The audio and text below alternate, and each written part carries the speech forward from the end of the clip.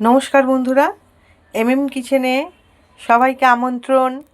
আজকে করব ডালের বড়া, মটর ডালের বড়া। দেখুন, মটর ডাল বেটে নিয়েছি এবং মটর ডালের সাথে নিয়েছি বাঁধাকপি ঝিরিঝিরি করে কেটে মটর ডালের সাথে মিশিয়ে নিয়েছি।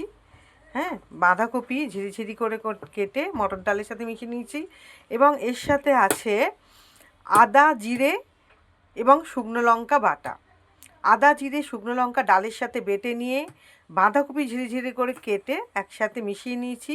নুন দিয়েছি এবং একটুখানি দিয়েছি খাবার সোডা দিয়ে এই ডালটাকে ভালো করে মিক্স করে নিয়েছি। এইবারে ভাজবো বড়া। প্যানে তেল ঢেলে দিলাম, সর্ষের তেল প্যানে দিয়ে আঁচটা মিডিয়াম করে দিলাম। দিয়ে এবার তেলটা গরম হবে। তেলটা গরম হয়ে গেছে, এবার আমি বড়াটা ছেড়ে দেব। নিরামিষ দিনে গরম গরম ভাতের সাথে ডালের বড়া খেতে খুব ভালো লাগে।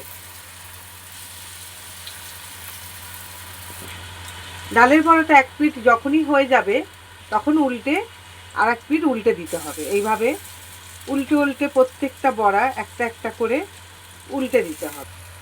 প্রত্যেকটা বড়া একটা একটা করে উল্টে দিলাম। এবারে বড়াগুলো আরেক পিঠ ভাজা হবে ভালো করে। হয়ে গেল মুচমুচে ডালের বড়া।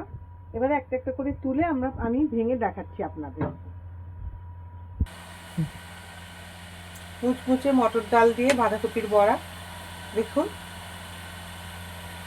ভালো লাগলে একটা লাইক করে দেবেন।